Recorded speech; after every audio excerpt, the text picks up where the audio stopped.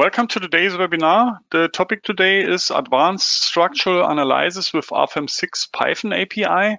My name is Andreas Hörold. I'm responsible for marketing and public relations in the company Dlubal Software. For instance, the content of the website, the German and English webinars, newsletters, customer projects, and so on. I will be the moderator today, and I will be supported by my three colleagues. Dogu Khan will do the presentation, and my two other colleagues will support us with answering your questions, but my three colleagues can introduce themselves. Yeah, hi everyone. My name is Dogu Karataş, and I'm the technical product manager at Dlubal Software. I'm leading the team who's responsible for API and AI development, and I will be the representative of today's webinar. Hello everybody. I'm Jaroslav Broz, and I'm the tech lead of the teams which are responsible for the development of APIs, web applications, and the interfaces. And today I'll be replying your questions which you could have during our webinar. Hello, my name is Rebecca Goebel, and I work at Dlubal in the development for web service and API. And I also work in customer support, where I mostly answer customer questions regarding web service and API. And today I will also answer your questions. Okay, thank you for your introduction. Then we can switch off our webcams so that the attendees can see the full screen. I say some words how you can ask questions, at least for the attendees who participate the first time. On the right side of your screen, you see the control panel. You can show that with that arrow here, and then you can enter the question here. Yeah, and we will answer you. You can also watch the entire webinar and then email your questions afterwards to info@dlubal.com. Yeah, and then you will get also an answer via email. Okay, then I hand over the screen to Dogu Khan. Just a moment. Dogu Khan, it's your turn.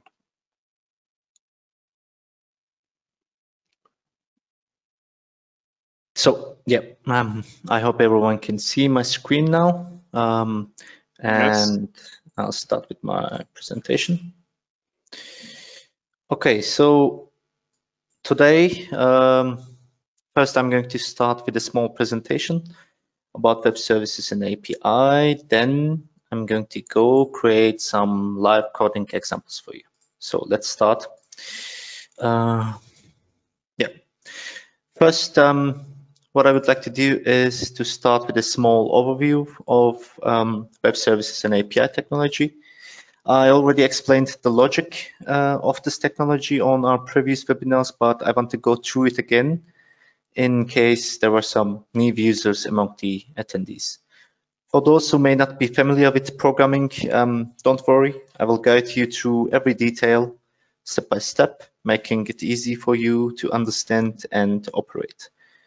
As a team, we at Dlubal Software are continuously developing frameworks to simplify your programming experience in RFEM or ASHTAB or our other products.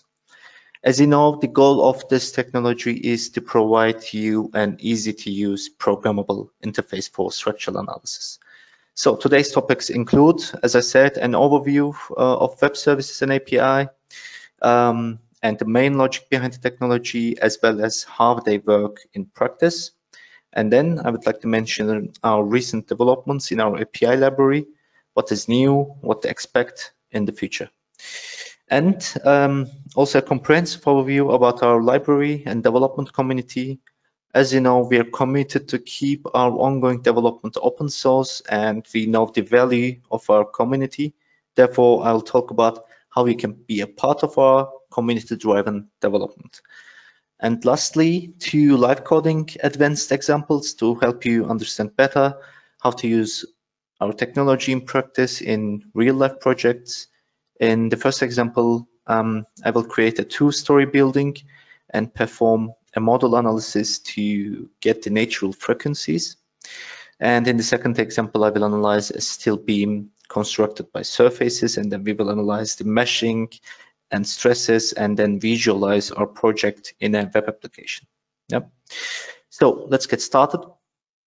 I also want to talk 3-4 minutes about API and web services technology. So API stands for Application Programming Interface, which is a set of rules and some protocols that software programs can follow to communicate with each other. It acts as a messenger and facilitating the exchange of information between different programs or services by receiving requests, translating them, and returning responses. It enables the smooth transfer of data functionality between different systems. So to illustrate this concept, I always give this example as you are the RFEM users, right? You open your RFEM 6, you give some commands with the graphical user interface. You use your mouse, you use your keyboard, and you click somewhere, give some values. So this is the communication between RFEM and humans, right? So the interface is our graphics. And in API is in the same way, an API allows software programs to interact with each other by providing a standard set of rules. So as you create a Python program, you also communicate with RFEM, but you don't have to touch your mouse and do anything. Just click on Run Python. Yep. So if API is this, so what is a web service? Yeah? Web services are a type of APIs, but the difference is that the style and the way of communication. Web services facilitate XML-based information exchange between the systems. In our case, we use a HTTP technology called SOAP. So it stands for Simple Object Access Protocol, and which provides a standard method for accessing web services. But this HTTP protocols gives us some XML, but it's not usable by the end user really. So our team has developed frameworks that enable the use of this connection in structural analysis and design. These frameworks provide basic functions that allow users to send commands to RFEM and receive some responses. They are designed to be user-friendly, so even users with minimal experience can use them effectively. So this was the overview about web services and API. If there are some newcomers, so what I want to show is now, in this section, I would like to highlight the new features we have implemented and emphasize the important points mostly requested by our users. The first development I want to share with you is the calculation in cloud is available via our API now. As you can see, now you can select one of the servers available inside your script and send your calculation to the application server, even without opening RFEM at all. Now you can choose to get an email notification and track your calculation through our extranet. This is a great feature, in my opinion, to integrate RFEM solver to your existing workflow. With this, you can run calculations in the background. And the second point I want to emphasize is now it's possible to access mesh points data via our API. You are already able to see the mesh table inside RFEM 6, but the big advantage of API is now you can access the deformed mesh points coordinates also, which is not possible through our graphical user interface. I'm going to use this function in one of my examples today to play with mesh data a little bit. And lastly, most exciting one in my eyes, we have developed our chatbot assistant using large language models. We trained a large language model in our data that we are building for years. Now we can ask anything related to the Dlubal software, finite element analysis, or any question you can imagine about structural analysis, and Mia is going to help you with that. Mia is directly integrated to our website. You can access Mia through our website, or it's directly integrated in RFEM itself too. So there are 2 points that you can access Mia. Okay, after the latest developments, now I'll show you our library and community-driven developments. As Dlubal Software, as I said, we're committed to keep our ongoing development open source and collaborate with our users. Our whole API development is public in GitHub, and is accessible to everyone. In our GitHub page, we are getting in touch with our users, we are supporting them with their questions, and also they're supporting us with their contribution. I would like to invite everyone in this webinar to our repository in GitHub and be a part of our community. Also, we have a documentation website for our external developers. How to get in this website, we have articles about how to get started, how to install the library, and all the necessary insights. Also, we have explanations for every class and method.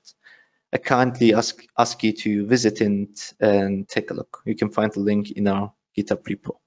Yeah. So that's it with the presentation. Let's quickly jump into the real-world applications I wanted to show you. So in this webinar, I'm going to use a Visual Studio Code. I'm going to open my webinar examples.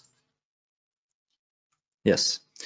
So as you can see, I downloaded my model here. So sorry, library here. Here is the RFEM library I would like to access, and also you can access it via pip install. But I wanted to use it from a local directory for this webinar. But as I said, if you want, you can use it via pip too. So it's accessible from everywhere. So first example, I'm going to show you a dynamic analysis of a two-story concrete building. So I'm going to create a Python file here. Yes. So I opened my RFEM already here. And in the options, program options, use web service in application is enabled and server port range is true. Okay. So first thing I need to do is to import my necessary libraries. I'm not going to write them from the scratch, so I'm just going to copy and paste them. I prepared it beforehand. So as you can see, first I'm importing the enumeration items, all of them. Then I'm importing the model class, calculate all, set add-on statuses, and so on. And all the basic objects I need, material, section, thickness, node line, etc. And also some static analysis settings. I think I wrote it twice, so I don't need that. Load case and model analysis settings. Also, I have some loads, surface load. And then to access the result, I'm using our result tables class. Okay, so first thing I would like to do is to call my model class, and I'm going to give an argument true, which means create a new model. If you want to access an existing model, you should call it false. And then I'm going to give the name of the model I like, so dynamic analysis. And then I'm going to put just a classical Python checker if I'm running directly inside the script or I'm importing something. So it should be main. Okay. So now I can start to write my code. The first thing I would like to do is to activate my add-on for model analysis, because in default they're not activated. So I'm calling my set add-on status function from init model, and I'm calling my client model here, and add-on equals to add-on enumeration.model. So model active stands for the model analysis. And then lastly, I'm telling status, so turn it on true. So this should be activating my model analysis settings. Then I'm going to create my material. Oops. Yeah, it's the first material, and the name of the material is C3545 concrete. And then I'm going to create the section, which is the first section, and the name is SQM1 0.25, which means 25 centimeters by 25 centimeters, a concrete section. And then I'm going to create two thicknesses. The first one is for ceilings, and I'm going to use the material. As you can see, when I create something, when I call a class, so I'll do it from the scratch. When I call a class thickness, when I open up my parentheses, you can see which arguments you need to give, namely, yeah, the first thing is the number of the thickness, so it's 1, and the second is the name, so I'm calling it ceiling, and the third one is the material, so you need to pass the material number. So I have this concrete material number 1, so I am giving 1, and the uniform thickness, D is a float, so let's select 0.4 for ceilings and another thickness for walls, yeah. And the uniform thickness, sorry, first I need to give the material also. This is the material number 1 and the uniform thickness of 0.25. Let's select. Yep. So I created my materials section, thickness, blah, blah, blah. Then I need to write some basic geometrical functions to create my geometry for lines. But it's somehow lots of for loops. So I don't want to write it down from the scratch because it's maybe so boring for you. So I'm just going to copy and paste it. Also, yeah, here.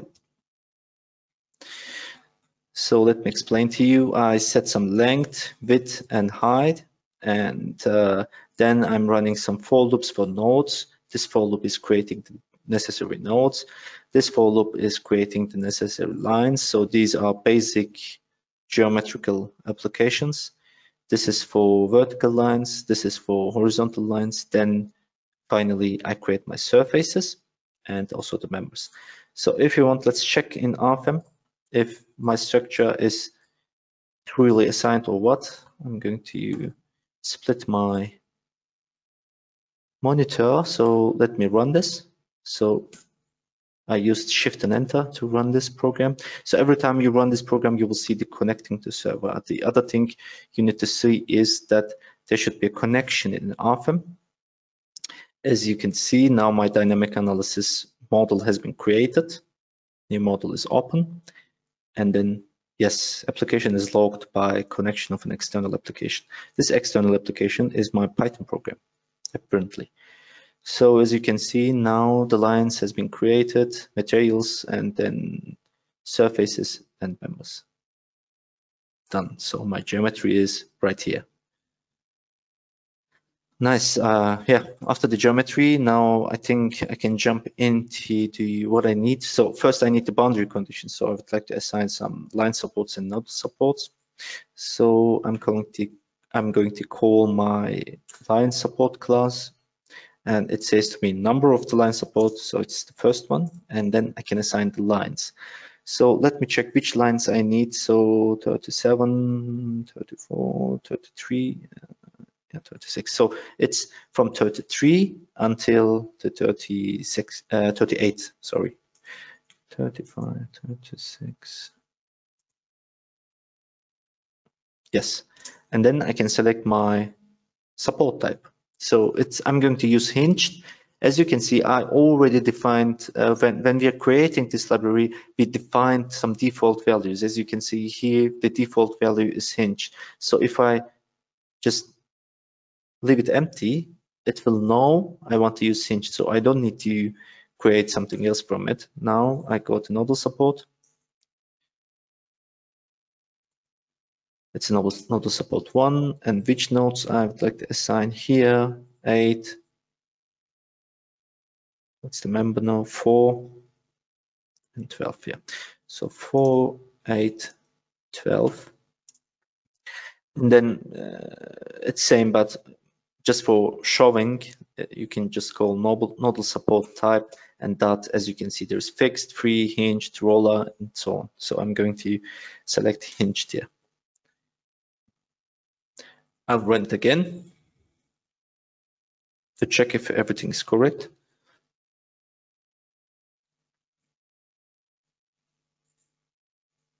So application is locked, and I assigned my nodal support. Maybe you there could be a question from this part, because in the model, where is it? Yes, in the model class. So I told the program through dynamic analysis, so create me a new program. But we added a new feature that if if you're calling an existing application, no matter what, if you write here true or false, it will automatically know which model to connect. So it's not going to be closed and write it again, so you don't have to wait again and again every time you run your program. Okay, after the nodal supports, I would like to create some analysis settings for static analysis settings. So as you can see, there are lots of attributes for static analysis settings, but I'm just going to use the default ones. Also for model analysis settings, I'm going to use a default model analysis settings.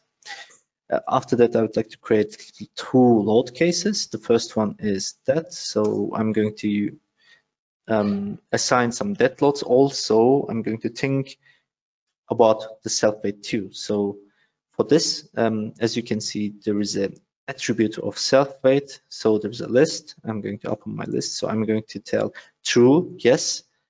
Consider the self-weight 2.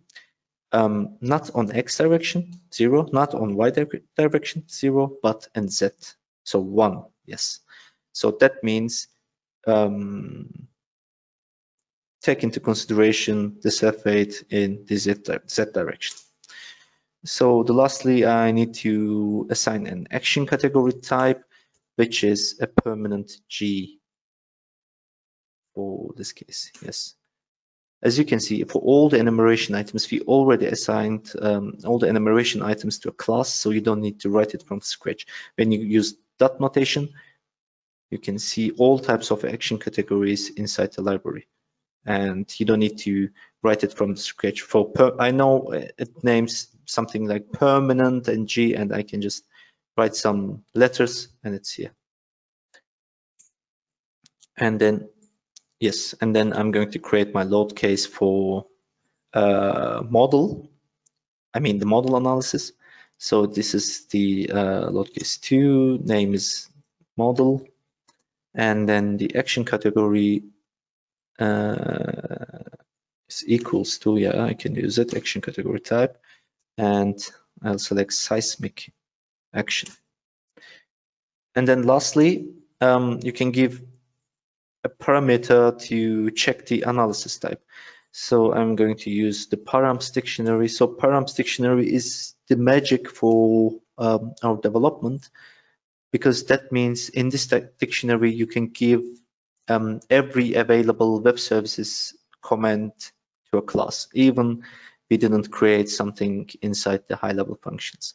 Now, for example, I'll change the analysis type as analysis type model.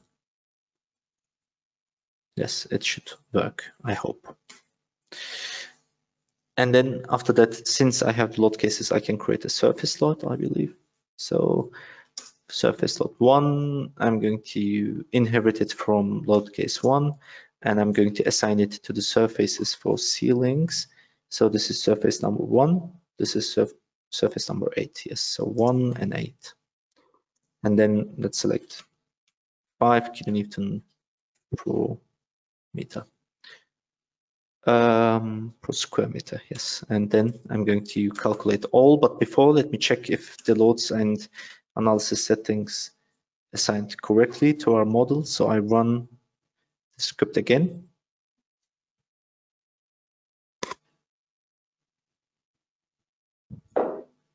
No, so there is no analysis type. Maybe I made a typo here. Let me check here. So yeah, there's a typo. Let's try it again.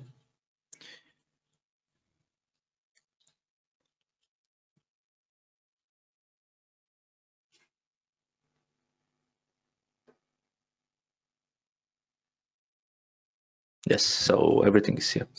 I will turn on my loads, yes. So 5 kilonewton per square meters. Yes, so everything looks cool. I can start my calculation. Then I can read my results also. So I'm going to call my calculate all function. It will calculate everything.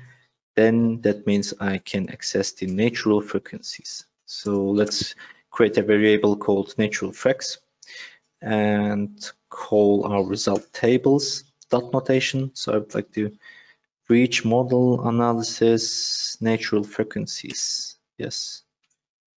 And then the object type is a load case. So model analysis is a load case type. I don't need to change it, but I need to give the loading number because the model analysis is loading number 2, but in default it's 1. So I changed it as 2.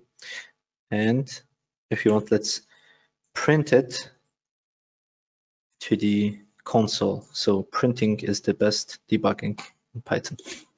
So let's try it.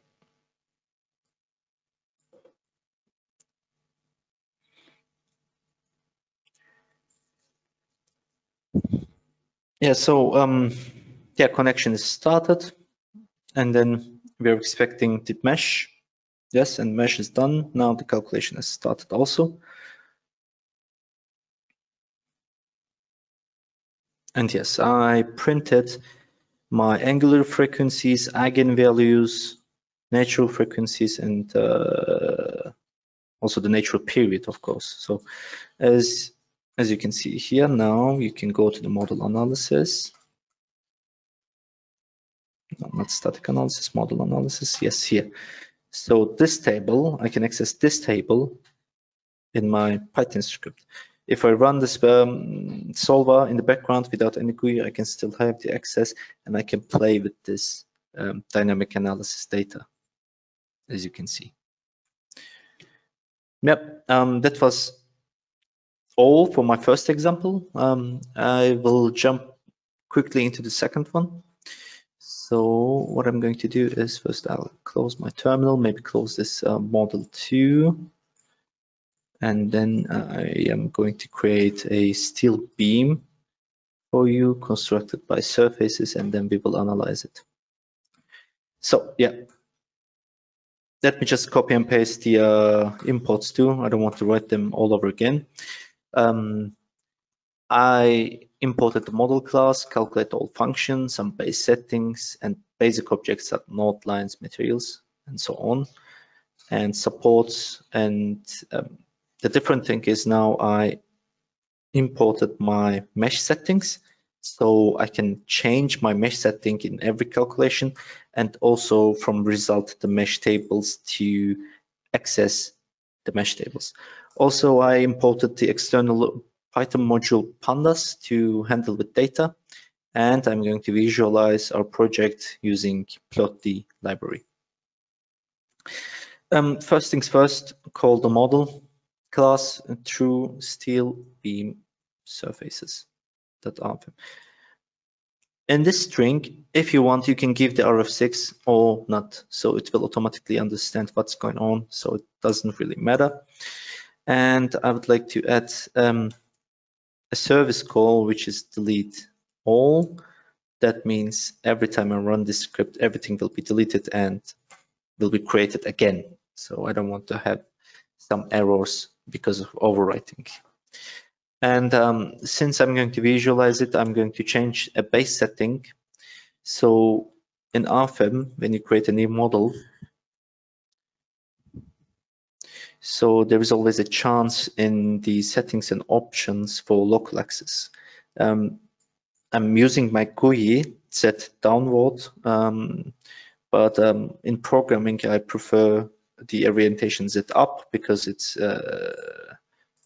always easier to use, I would say. So I'm going to change this base settings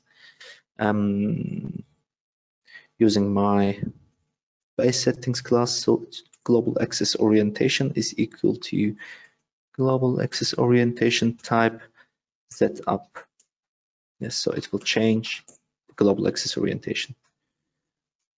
Yeah, so what I need to do is to create some nodes and lines. So I prefer to get them also. I don't want to write them from scratch here. So it's so boring for you. So as you can see, I have 12 nodes and 16 lines to construct a simple varying cross-section tapered beam. So I'll run and let's check the geometry first.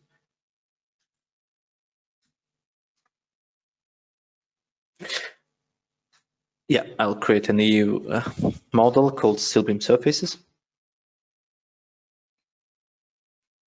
Yes, as you can see now, the global axis Z is upwards and my model is created. So I'll zoom in. So yes, this is my tapered beam, which I want to analyze. That's not my beam actually, it's just lines. So I'm going to assign some thicknesses to them. First, I need a material. I'll select S235 steel material. And then I'm going to create two thicknesses. One is for web. And the material number 1, I assigned a uniform thickness for web. Let's select 0.01. And the thickness 2 is for flange. 1 and then 0.016 for it. Okay. So after that, I'm going to create surfaces. So surface 1, surface 2 for upper web, surface 3 for upper flange, surface 3 for web, and 2 more for the flange here.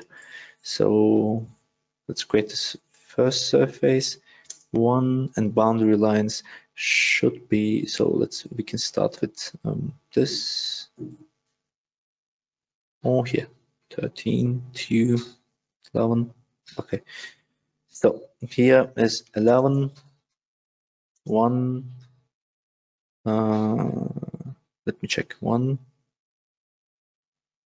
11, 12, 6. Okay, so it's 12, 6. Yes, the boundary lines, and the thickness is 1. So the second surface could be something like, where is the, yeah, checking the line numbers. Yeah, 7, 11. Okay, so the second one should be 3, 11, 8, and 14. But yeah, there is no commas. Yeah, just spaces. And I'm going to use thicknesses 2 and surface number 3. What do I have? 2, 13, 7, 11. Thickness 2. The other surface,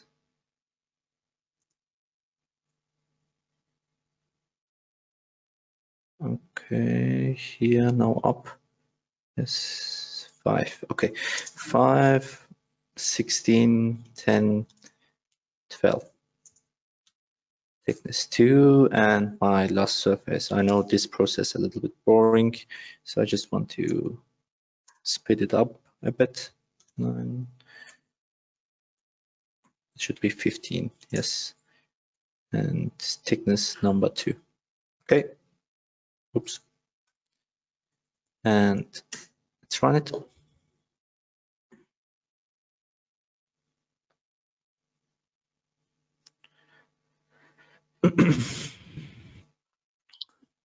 Yeah, lines has been created, and let's check the surfaces.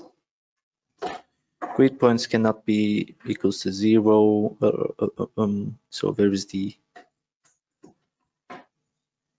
problem? Yeah, let's check.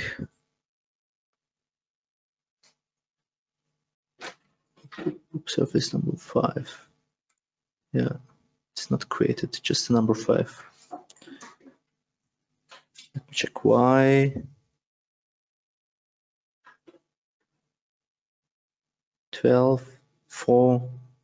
Ah, okay, it's 9, not 8. Okay, just run it again. I made a mistake there.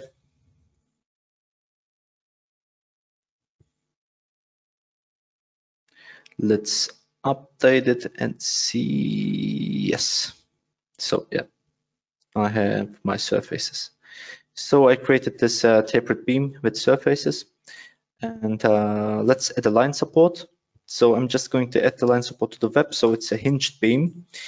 Line support class 1 and lines number, which line is it? It's the line number 1. Yes, and line support type fixed. Okay, then I'm going to add a load case.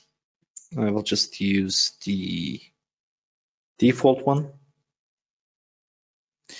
And I can create 2 nodal loads. Yeah, my plan is to create 2 nodal nodes on this point. One is on Z direction, one is on Y direction. Yeah, the first nodal load is going to be load case number 1 and will be on node node 8. Yeah, and then the nodal load direction is going to be global Z. And then let's give minus, I don't know, I'm going to give a big number to see the meshes and the deformations good. So let's go to the other nodal load. It's nodal node 2 actually, on node case 1, on node 8, and nodal load direction is global Y. Let's give 2000. Yeah, or 20,000. I have my nodal loads. So yeah, next thing I would like to do is to play with meshes a little bit. There's a default value for the mesh settings. So target length of finite elements is 0.5 meters. I would like to play with it a little bit. So let's create a variable called mesh length, and it's 0.5 by default. And then I can call my mesh settings. Common config is the configuration dictionary for it. I'll give my general target length of FE is equals to mesh length. Yes. So let's give it a try and calculate all to see the meshes.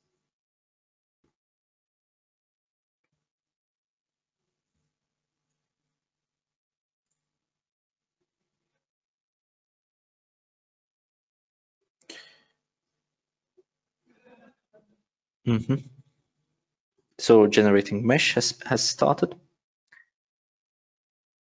So yeah, as you can see, it's not a really fine mesh because it's 0.5 meters and it just meshed it into the 4 sections. Yeah.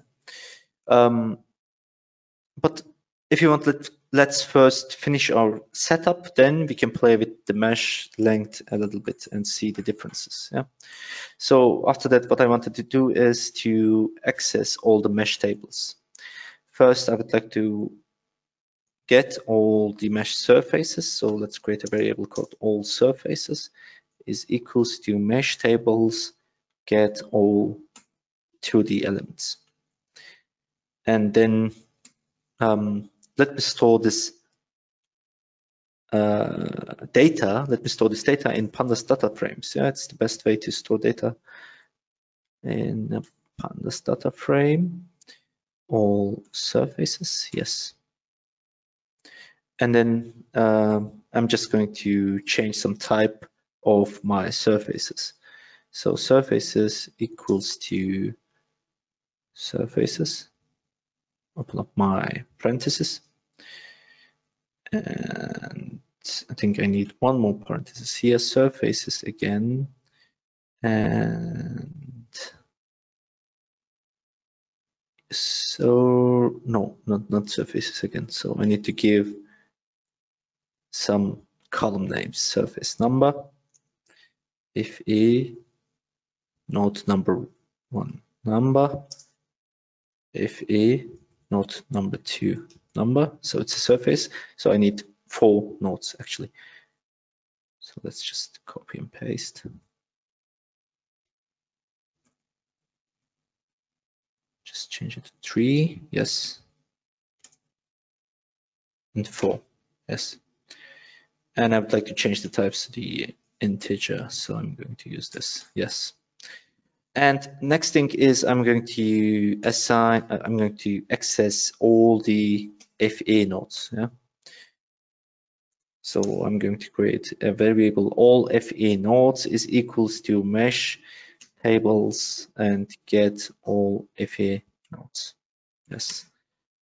And then I'm going to send this to a variable called mesh nodes is equals to pandas data frame and get all FA nodes.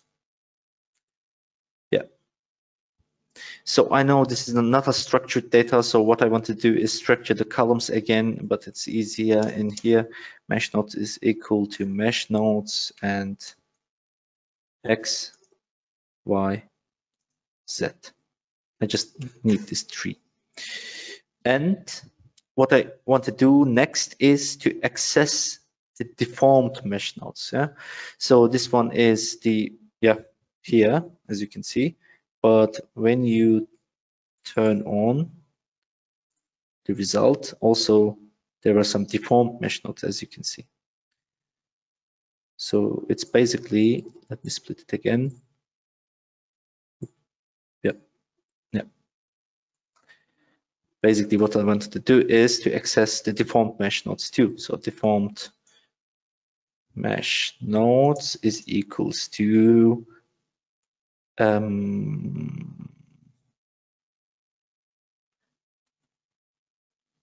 sorry, let's first take the all FA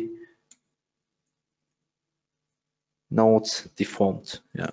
So let's call it like this and access the mesh tables and get all nodes, all FA nodes deformed. This is the table I would like to access. Then I can create a deformed mesh nodes inside a pandas data frame, all FA nodes deformed. Yes. And I'm going to structure it again like this and change it with deformed mesh nodes. Cool. Yeah. Yes, now I think I have it all. And let's give it a try and print all FA nodes or mesh nodes. Yeah. And then let's say print here are the mesh nodes and print here are the deformed mesh nodes. And then I'm going to print the deformed mesh nodes. Oops. Deformed mesh nodes, yes. Let's give it a try. I'm going to run my application. And I would like to access all the mesh node coordinates which is deformed under our loads that we defined, the nodal loads. So we will check if it's working or not. Let's see, meshing has been done. Yes, it worked, yes. So let's check the terminal. So yes, here are the mesh nodes. As you can see, there is 30 of them because it begins with 0. Here are the mesh nodes, and here are the deformed mesh nodes. Here are the coordinates of the deformed mesh nodes. Great. What I want to do next is to visualize this data in a web application using Plotly. I'm not going to write it from scratch again. So I just wrote a function. I'm going to copy and paste this function. I'm going to explain this to you. So yes, I make it bigger.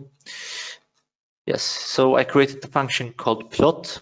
So it creates the vertices on X, Y, Z, and then it creates the faces inside a for loop and the triangles, because Plotly just allows us to create meshes in triangles. So we are creating 2 triangles for a surface. And then I create the mesh object with vertices and creating some edges, and finally the layout, the camera, and blah blah blah. They're not so important. You can take a look at the Plotly website and you can update them if you want to. What I want to do is now let's just show these figures. So undeformed thick is equals to plot mesh nodes. So I'm just giving the node data frame inside my plot function, and deformed thick is equals to plot deformed mesh nodes. Yep. Let's run it again and see if it works. It should create 2 web pages for us with the 3D render.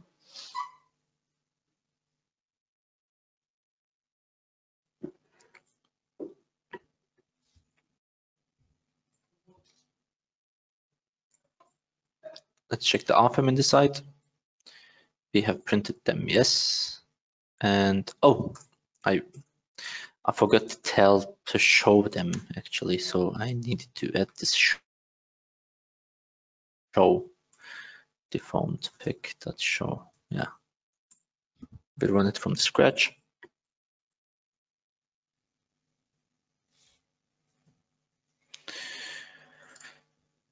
Yeah, check the RFEM again. Model has been created.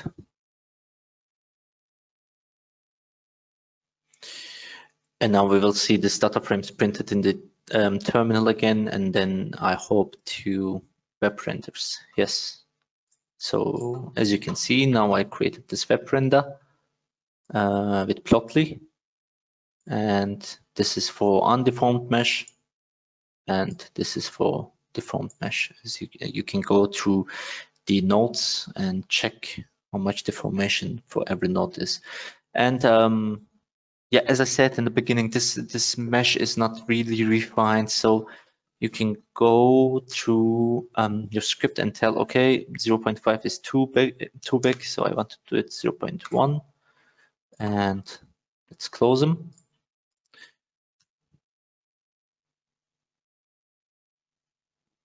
And I run my server again.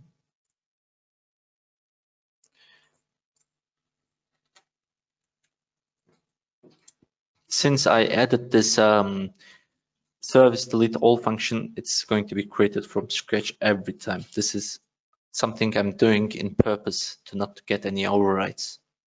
Yes, now I have a little bit more refined meshes. Here is the coordinates of the undeformed shape. Yeah, and here is the coordinate of the deformed shape.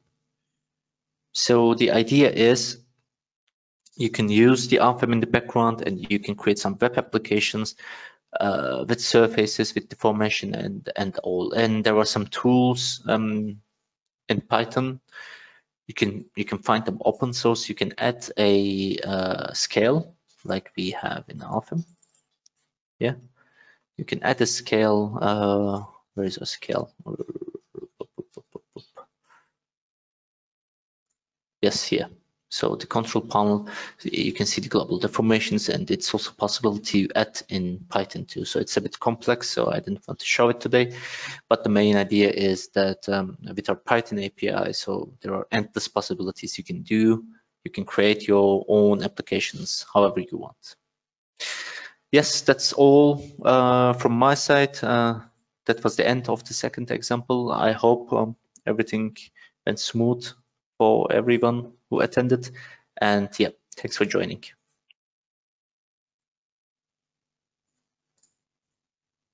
And I give the word to the Andreas. Okay, thank you, Dogu-kan, for this nice presentation. Before I show you on the website where you can find the recording in the next days and then the models and PowerPoint slides, I would like to give you a hint. If you want to book your free online appointments, such as a product demonstration or something like that, yeah, just contact our sales team. You can click on that link in the PowerPoint slides or scan that QR code. Also, when you have got or want to get a non-binding offer or something like that. Okay, then I switch to our website under dlubal.com. Then under news and events, you can find the events here and the webinars. Those are the webinars of the next weeks. Next week, linear stability analysis. Then we introduce in the week after next week the RFEM 6 to T-class structures interface, our regular webinar, most frequently asked questions, and so on. Let me search for today's webinars. It's also already a previous webinar. Just a moment. We have already planned a lot of webinars. That's today's webinar. I click on it. In the next days, you will get an email with a direct link to that page here. And then you will find the recording in the middle. Then you will find the presentation slides. They are already there. Also the Python source codes of the examples. Okay, that should be all that you need to go through the webinar later. Okay, that should be all also from my side. Thank you for your attention. Thanks to Dogukan for this nice presentation. Thanks to my two colleagues, Jaroslav and Rebecca, for answering a lot of questions that come in our webinar. Okay. Then have a nice rest of the day. Maybe we meet each other in a future webinar. Bye-bye. Have a nice day. Bye.